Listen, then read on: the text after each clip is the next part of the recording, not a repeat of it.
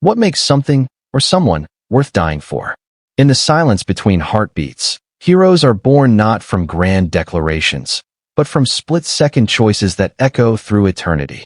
Have you ever wondered what secrets lie behind the unflinching gaze of a military canine? What ancient covenant binds these four-legged guardians to us, compelling them toward ultimate sacrifice without hesitation? In America today, we celebrate human heroes while often overlooking those who serve without voice or recognition. Yet in the shadows of our national security apparatus, elite canine operators like Ryder execute missions that would break the strongest among us. Their loyalty isn't merely trained, it's transcendent. What drives a German shepherd to throw himself between danger and duty? What intelligence burns behind those amber eyes that can assess threat, calculate risk, and choose sacrifice in less time than it takes us to form a thought? This isn't just a story about a dog. It's about the thin line between instinct and purpose, between training and destiny, between surviving and truly living. Shadow Guardian, the legend of Ryder. The mountain secret. Thunder cracked across the Colorado mountains as rain pelted the rocky terrain. In the distance, a lone figure struggled against the onslaught of nature's fury. Agent Michael Reed, newly graduated from Quantico with top honors, pressed forward on what should have been a simple weekend hike before starting his new FBI assignment. The storm had appeared without warning, transforming his farewell to freedom adventure into a desperate fight for survival. As lightning illuminated the treacherous path ahead, Michael spotted something unusual, a dark shape clinging to the edge of a cliff. Initially mistaking it for a boulder, his trained eye caught the subtle movement that no rock could make. Inching closer through the driving rain, he realized it was a dog, a German shepherd, its powerful body trembling with exhaustion as its claws scraped against the slippery rock. The animal's intelligent eyes locked with Michael's, revealing no fear, only fierce determination. Around its neck hung a metal tag, partially obscured by mud but unmistakably bearing the emblem of the FBI's elite K9 unit. Michael's heart raced. This wasn't just any dog. This was a highly trained federal asset, somehow separated from its handler and fighting to survive. With careful movements, Michael secured his position and extended his climbing rope. The shepherd watched his every move with unnerving intelligence, assessing him. When Michael called out reassurances, the dog's ears perked slightly, not in fear, but recognition of human assistance. With remarkable precision, the animal understood Michael's intent, allowing him to secure the harness around its powerful body. The extraction was grueling. Rain continued to lash at them both as Michael strained against the combined forces of gravity and the dog's substantial weight. Blood from his raw palms mixed with rainwater on the rope, but he refused to relent. After what felt like hours, with one final heave, he pulled the German shepherd to safety. Collapsed on solid ground, man and beast lay side by side, their labored breathing in unexpected synchrony. The dog's coat was matted with mud and blood, its powerful frame showing signs of recent trauma. Yet there was something unmistakably dignified in how it carried itself, even in this weakened state. When the storm finally broke, Michael examined the tag more closely. The name Ryder was engraved alongside an identification number and the FBI K9 insignia. Something had gone terribly wrong for such a valuable asset to end up alone on this mountain. Michael's training kicked in. This animal needed medical attention, and someone needed to know he'd been found. Shadows of the past. At the regional FBI field office in Denver, Michael's discovery created an immediate stir. Ryder, it turned out, wasn't just any K9 officer. He was the sole survivor of Operation Blackwater, a classified mission that had gone catastrophically wrong 3 weeks earlier. The dog's handler, Special Agent Thomas Mercer, had been lost in the field, presumed dead after falling into a ravine during an ambush. The mission details remained classified, but Michael learned enough to understand its gravity. Ryder and Agent Mercer had been tracking a domestic terrorist cell believed to be developing a biological weapon. Their last transmission had reported discovering a hidden laboratory deep in the national forest, but contact was lost shortly after. Search teams had combed the area for days, finding only blood trails and signs of a violent confrontation. Ryder had somehow escaped and survived alone for nearly 3 weeks in the wilderness. In the veterinary recovery unit, Michael watched as Ryder submitted to medical treatment with stoic discipline. The veterinarian, Dr. Sophia Chun, explained that Ryder's injuries told a story of remarkable survival. Dehydration, lacerations consistent with fighting off predators, and defensive wounds suggested he had protected himself, and possibly his fallen handler, with everything he had. These aren't just any K9s, Dr. Chen explained, gesturing toward Ryder. They share a neural connection with their handlers that we barely understand. When they lose that connection, especially traumatically. She paused, watching as Ryder's eyes tracked every movement in the room. Some never recover. Others channel that loss into something else, something deeper. As Ryder recuperated, Michael found himself returning to visit daily, drawn by something he couldn't explain. The German Shepherd watched him with eyes that seemed to contain multitudes, intelligence, grief, and something else Michael couldn't quite name. Permission was granted for Michael to temporarily house Ryder during recovery, a responsibility he accepted without hesitation.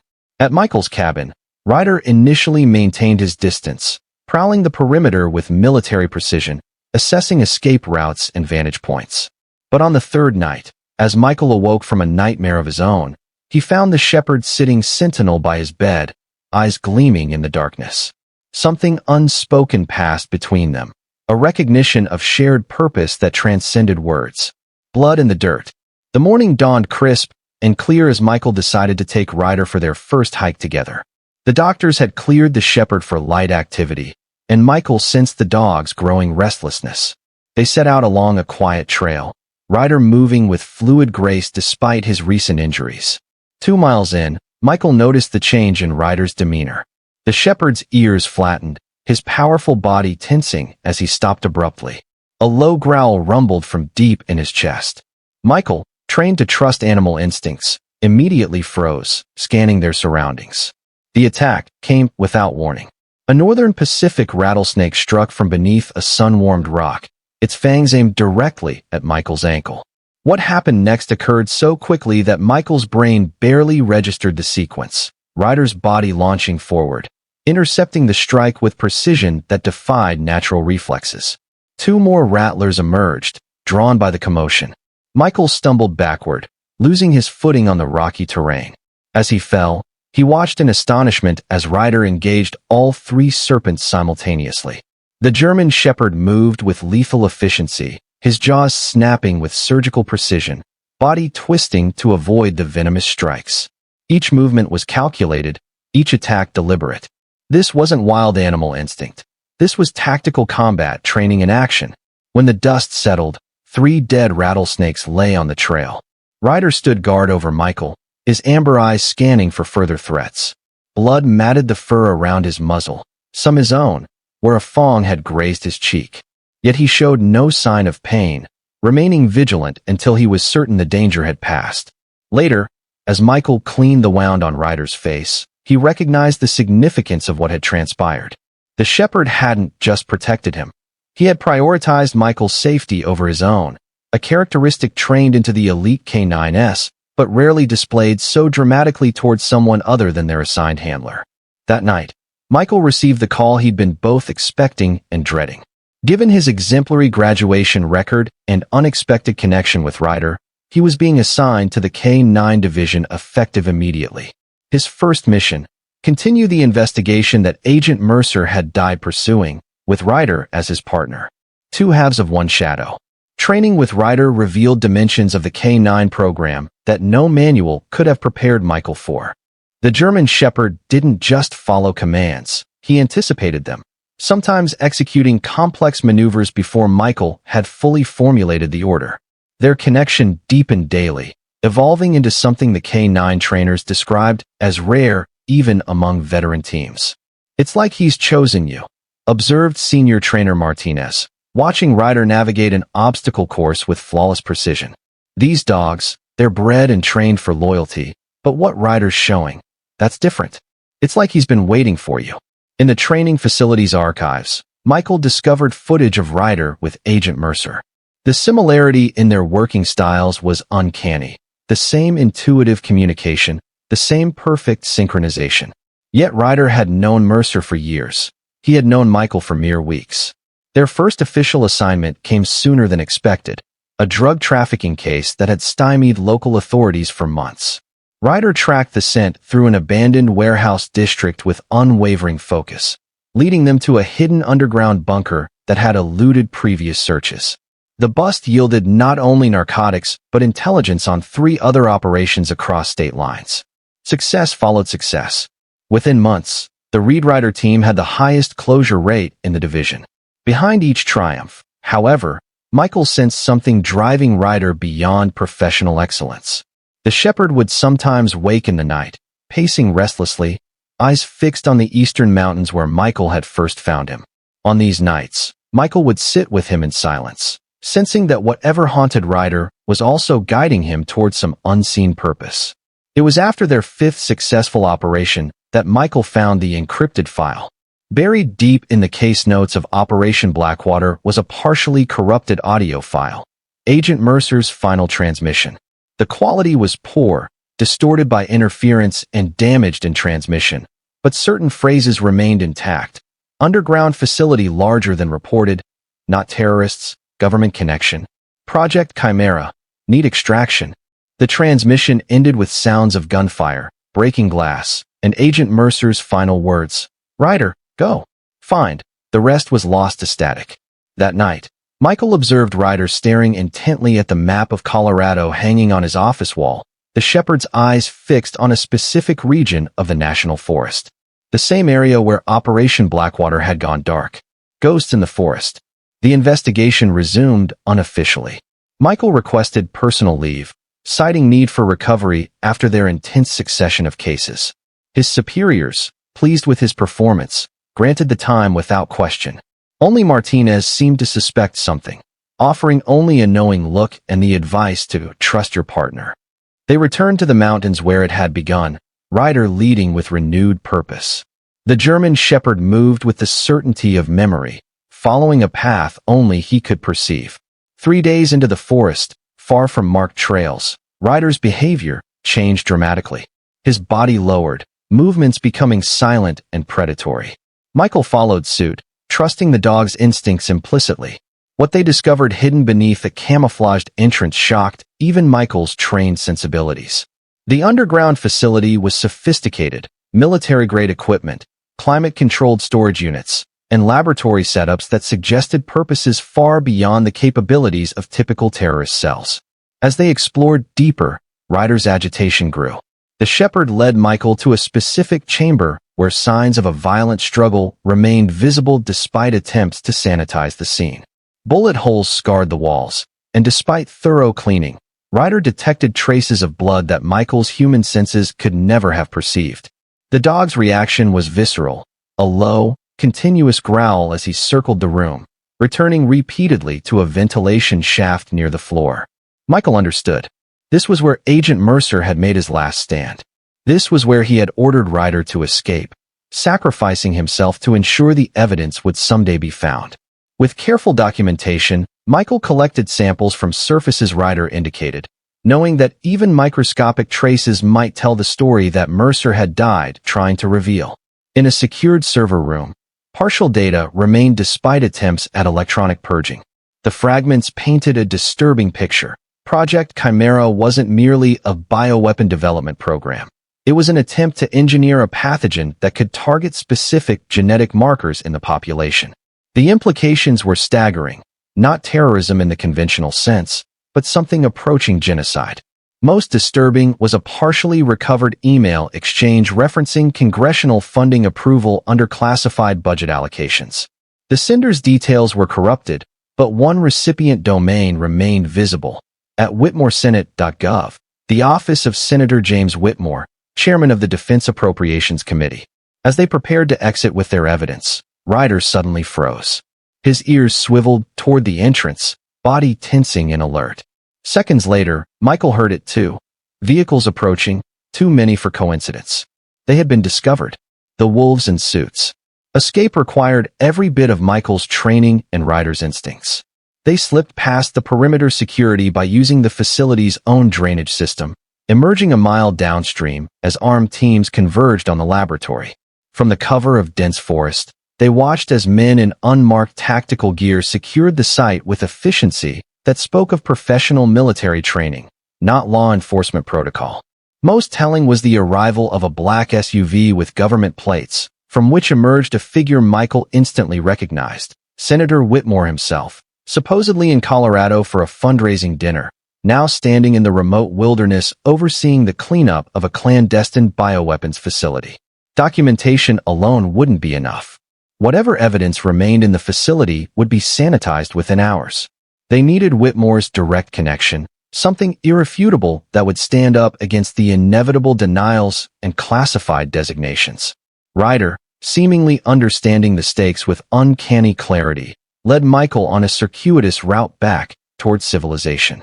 At each crossroads, the shepherd made decisions that seemed counterintuitive until their strategic value became clear, avoiding trail cameras, circling around ranger stations, selecting paths with overhead cover to prevent aerial detection.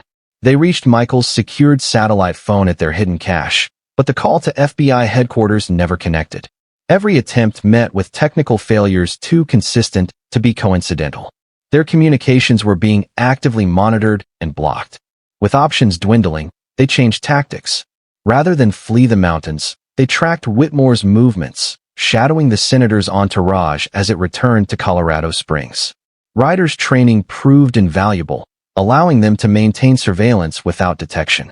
The senator's security was elaborate but followed predictable patterns that left small windows of vulnerability. It was during one such window that they made their move, infiltrating the senator's temporary office in the downtown federal building. Michael had exactly 3 minutes before the security patrol would return. What they found exceeded their darkest expectations. The drive in Whitmore's personal safe contained not just Project Chimera's details, but the broader strategic objective, a controlled outbreak in key metropolitan areas, timed to coincide with the upcoming presidential election. The ensuing crisis would justify emergency powers, allowing for targeted quarantine of voting districts that historically opposed Whitmore's favored candidate. Democracy itself was the ultimate target. As they secured the evidence, alarms blared throughout the building.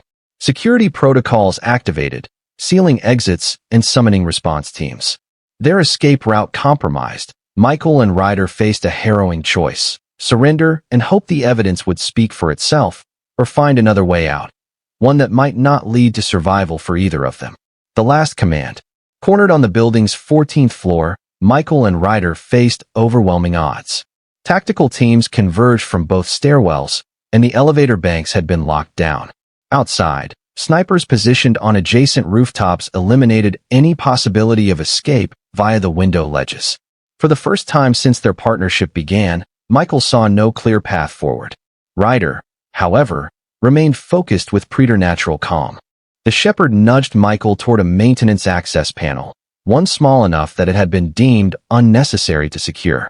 Within the service shaft lay their only potential route, a narrow passage leading to the building's central air handling system.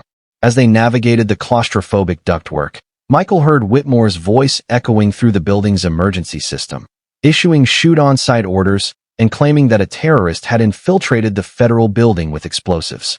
The fabrication was clever. It justified lethal force while ensuring that any evidence Michael carried would be destroyed in the process. They emerged in the building's sub-basement, momentarily clear of pursuers, but with no direct exit. The loading dock, their best chance for escape, lay across an open area covered by security cameras. Detection seemed inevitable until Ryder directed Michael's attention to the senator's private security detail preparing to transport sealed containers. The physical components of Project Chimera being evacuated under cover of the security alert. Using the chaos as cover, they infiltrated the loading area. Michael managed to place their evidence, including a recording of Whitmore's own incriminating statements, into a secure transmitter keyed to activate once it detected FBI headquarters' specific signal frequency. Even if they didn't survive, the truth would emerge. Their plan might have succeeded if not for Whitmore himself appearing to oversee the evacuation. The senator recognized Ryder instantly, the dog who had escaped with Agent Mercer's final evidence, the loose end that had haunted his operation for months. The famous Ryder, Whitmore remarked coldly to his security chief. Mercer's miracle dog. Seems we should have searched harder after the agent's unfortunate accident. What followed was chaos. Gunfire erupted as Michael and Ryder made their desperate break toward freedom. They had almost reached the perimeter when Michael fell, a bullet tearing through his leg. Ryder, who could have continued to safety, returned without hesitation, positioning his body as a shield over his fallen partner. In those critical seconds, Whitmore's team moved to secure their most dangerous asset, a container housing the prototype bioweapon, compact enough for controlled deployment, but powerful enough to devastate a city if fully released. As they loaded it into a transport vehicle, Michael saw their one remaining opportunity. "Ryder," he commanded, securing a transmitter to the Shepherd's collar. "Special task. Go." The command, one of the specialized directives taught to elite K9s, activated something profound in Ryder. The German Shepherd's eyes met Michael's one final time, a moment of perfect understanding passing between them. Then he was gone, a shadow moving with purpose toward the bioweapon transport. What followed would later be pieced together from security footage and survivor accounts. Ryder infiltrated the transport vehicle with the precision that had made him legendary within the K9 program. Using techniques specifically trained for explosive detection, he secured the bioweapon container in his powerful jaws and escaped the vehicle before Whitmore's men could react. Understanding the Shepherd's intent, Whitmore ordered his men to abandon containment protocols and neutralize the dog at any cost. Bullets tore through the air as Ryder raced away from the federal building, away from populated areas, carrying death itself toward the open space of Memorial Park. Trailing blood but never slowing, the German Shepherd covered ground with determined strides. Behind him, Whitmore's security team realized too late that the container's failsafe had been compromised during the chaos. The bioweapon was becoming unstable. At the park's center, far from civilians, Ryder finally stopped. As Whitmore's men closed in, the unthinkable happened. Whether by damage sustained during the pursuit or Ryder's own deliberate action, the containment vessel breached. The blast was contained, the deadly pathogen neutralized by the specialized agent included in the failsafe design. The explosion's radius extended just far enough to eliminate all evidence of the bioweapon itself, and the valiant Shepherd who had carried it to safety. Legacy of Shadows. 3 months later, a fully recovered Michael stood at attention as the President of the United States unveiled the monument. Cast in bronze at the entrance to the FBI's Quantico training facility stood the figure of a German Shepherd, alert and vigilant, its eyes focused on some distant horizon. The simple inscription read, "Ryder, who gave everything." Operation Chimera's exposure had sent shockwaves through Washington. Senator Whitmore now awaited trial for treason, his network of conspirators dismantled. The bioweapon program had been completely neutralized, its research secured, and its scientists either arrested or turned state's evidence. What few people knew was how close they had come to catastrophe. Fewer still understood the true role of the German Shepherd who had become a national symbol of loyalty and sacrifice. The official record credited intelligence operations and the sacrifice of dedicated federal agents. But those within the FBI, especially the K9 division, knew the truth. In a special ceremony closed to the public, Michael received 2 honors: promotion to senior field agent and presentation of Ryder's recovered collar, now the most treasured possession in his life. The collar's tag had somehow survived the explosion intact, the name, Ryder, still clearly visible despite the scorching. Later, in the privacy of his office, Michael reviewed the finally declassified file on Agent Mercer and his exceptional K9 partner. One detail stood out, something he'd never known during their time together. Ryder had not been bred into the program like most service dogs. He had been rescued as a half-starved stray, discovered protecting a lost child in the same Colorado mountains where Michael would later find him. Against all protocol, Agent Mercer had insisted on training the rescue, recognizing something in the Shepherd that defied standard evaluation metrics. "This dog chooses his own missions," Mercer had written in his training notes. "He doesn't just follow commands, he understands purpose." The final entry in Ryder's file was a commendation signed by the FBI director himself, acknowledging what many now called the Ryder Protocol, a revolutionary approach to K9 training that emphasized intuitive problem-solving alongside obedience. Future generations of service dogs would carry forward the legacy of the shepherd who had saved a nation without ever speaking a word. Michael closed the file and looked at the photograph on his desk, Ryder alert and focused, amber eyes seeming to peer into the soul of whoever met his gaze. Some nights, in the mountains where it had all begun, Michael could almost sense a familiar presence moving through the shadows, vigilant and purposeful. The legend of Ryder, guardian of the innocent, would never truly end. In every K9 that followed, in every handler who understood the profound connection between human and canine, something of him would live on, a shadow moving silently alongside those who served, protecting what mattered most when darkness threatened to engulf the light. While Shadow Guardian may be fiction, the heroism it portrays echoes in police precincts and military bases nationwide. Every day, across America, over 50,000 working K9s stand ready, their senses attuned to dangers we can't perceive, their loyalty unwavering in moments when instinct should command retreat. Real-life handlers recount stories eerily similar to Michael and Ryder's. Belgian Malinois who've thrown themselves between handlers and gunfire in Afghanistan. German shepherds who've tracked missing children through impossible terrain. Bomb detection K9s who've prevented mass casualties by alerting to threats humans missed. The neural connection Dr. Chun describes isn't scientific fantasy, it's documented reality. Studies at Penn Vet Working Dog Center reveal physiological synchronization between handlers and their partners, heart rates aligning during operations, stress hormones mirroring each other's.